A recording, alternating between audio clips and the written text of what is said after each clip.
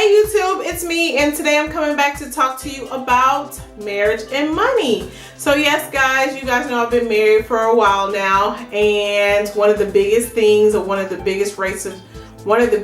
send regular people like you and I to divorce is money. So I just wanted to come on in and just chit chat with you about it for a little bit and get your take on it, and maybe just give you some insight if you're planning on getting married, or if you've never thought about it. Maybe this will open up your mind, money, finances, whatever, to thinking about it, because it is a very important step in getting married, that money. So if you guys want to see a little bit what I have to say, stay tuned. So if you guys have been following me here for a while, you know that I'm the type of person that I take money very seriously. Not only that, my credit card, things like that. So finances are very important to me, and that was important to me going into a marriage. Like I said before, marriage is like the 50% of marriages end in divorce due to, a lot of it has a lot to do with money, because people just don't have the right mindset when it comes together, when it comes to money, taking care of bills and paying for things and living within your means. Like all those things come into play. So one of the biggest things I say is make sure that you and the husband, or your husband to be, or you and your wife, or your wife to be, if you're considering marriage, that the person that you get with is equally yoked. Not only equally yoked spiritually, but equally yoked financially.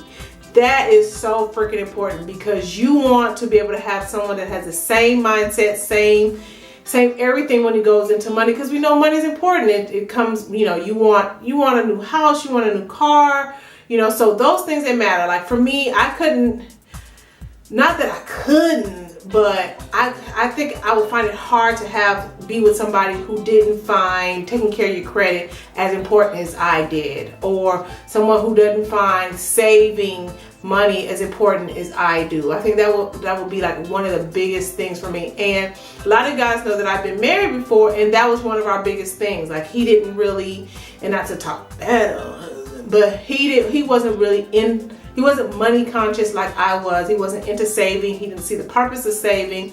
You know, he's a changed man now, but before, when we were young, he wasn't into that. So one of the first conversations we had before we got married is, what do we want to do with our finances?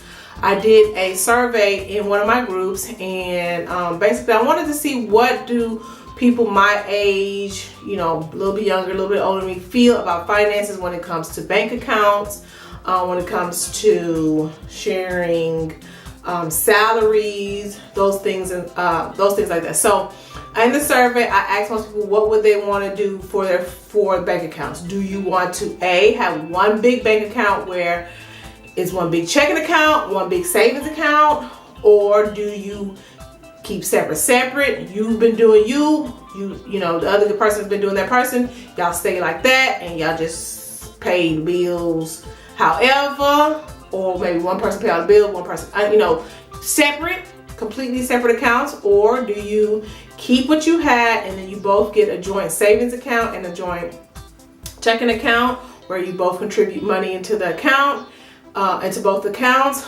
Or do maybe one person is really, really good at finances and the other person really isn't, so one person just handles the accounts and give the other person an allowance, and something like that will go great with people where one person is working and the other person isn't. So you just give the other person an allowance, or maybe if the wife is not working but she's really good with the money, she'll hold on to all the banking information and give him the money.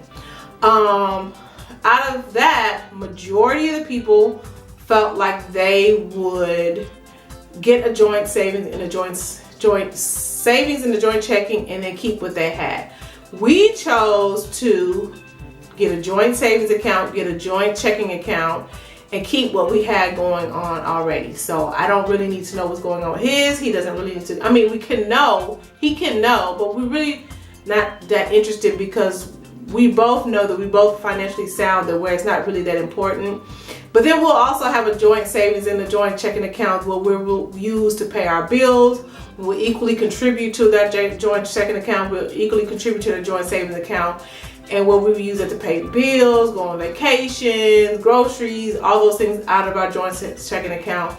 And then you can do whichever you want with your previous account, whatever you have with the with the residual out of your currency, out of your salary check. So every time we get paid, money goes into both accounts, or however we separate. We make sure that we have money going to our joint account, and then we have whatever's left goes into our separate account. And it so far has been working. While I am financially conscious, I'm not as conscious as he is. So he may check it way more often. I think he checks it almost every day, where I just know, I guess because I've been doing this for so long, I've been paying my bills for so long, I'm very comfortable with not having to check my bank account every day. Now I will check it at least once a week to make sure you see what's going on, but he is very much on top of it. Even before we got married, he had a full-on spreadsheet and I had to tell him, okay, this is what I paid for mortgage, this is light bill, all this. Like, we had added up all our car note, whatever. He had already added up and said, okay, this is what we need to contribute. So he is very, very, and I really, really appreciate having a husband like that, because I could not imagine going into a relationship where, like, I having to do it on my own. Like, I really, really appreciate, like, God literally made him for me. I know that. And so, but now I do have friends where they don't put their money together, and to me personally, I just think like that would just be so hard to do, because like, I don't want to be, to me it's almost kind of like living like roommates. It depends on, I guess, if he took on the big bills and you took on the small bills, that will work. But if we're sharing responsibility on bills, it just will feel funny to me to have to kind of chase pay him half the light, or he chase pay me half. It just seems to work. But I know that it really does work for some of the couples that I know. So I think to each his own, and you have to do what works for you. Like, that works for us. It helps us, and even so, what's really helpful for us is that we have all our accounts are with, all of our main checking accounts are with the same bank. So it's nothing for us to be able to transfer money in and out of it makes it so convenient and so easy.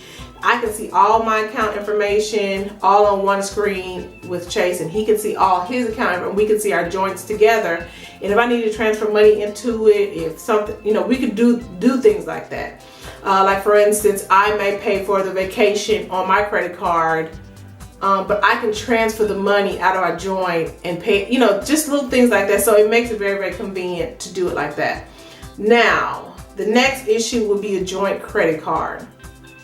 I don't think we need one, because we have credit cards out already.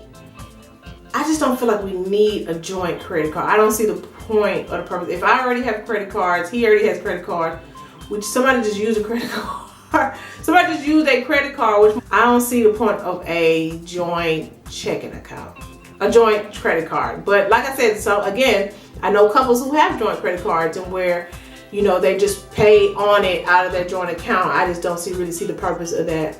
So yeah, guys, I just want to get a little feedback on what do you guys think about that. Another thing we talked about is salaries. So, a lot of people go into a relationship where he may make more than she may make more than he. That was one of my biggest things. I was like very uncomfortable with having to share the information, because of the fact that I've never had to share the information, and outside of my first original marriage. And so me being single, quote unquote, not married for so long, and not really, like, with my relationships, we never really talk money. I don't want to know how much you have, and please don't ask me how much I have. And you pay for what you're gonna pay. If I don't pay for it, then I'm gonna choose pay, and that's just the end of that. And so, because one thing was huge with me, I didn't really like people sizing. People have a tendency to size you up, and people have a tendency to be in your pocket and count your money. So, how can she afford this? Or, I asked her for some money, but she, got so things like that. So to avoid those types of things, or those types of conversations, I just never had the conversation on telling people how much I make. And so when it came to now we about to be married, that was a big difficult thing for me. It was very easy for him, but it was difficult to be able to open and share that. Whereas now I realize, you know, that is something that we have to be able to be open 100%, no secrets in a marriage. But that is big. So that's one of the things I also asked the group, you know, how did most people felt like they're willing to share no matter what. And I think to me, that could be a positive and a negative, because a negative is because, you know, if I know you making $100,000 a year, but then you steady getting a pink slip, that says a lot to me. That says you are responsible with your money and you don't know, you know, things like that. Or if you being like hella cheap, you know, so that's why I kind of stay away from telling people. But there is also upside to it, because like I said, if you do make $100,000 and you told me and you getting pink slips in there, that means you're responsible with your money. That means you might not need to be together. So it's an upside and a downside to both of them. But more people are more willing to share than not. I know when you first sign on your job, they tell you not to share that information with your coworkers and things like that. So I took that into real beyond that, because of the reason why you can't tell your coworkers, you don't want your coworkers complaining, comparing, and like, oh, she make more money, you know, things like that. So I tend to leave that out of most of my dating, all of my dating.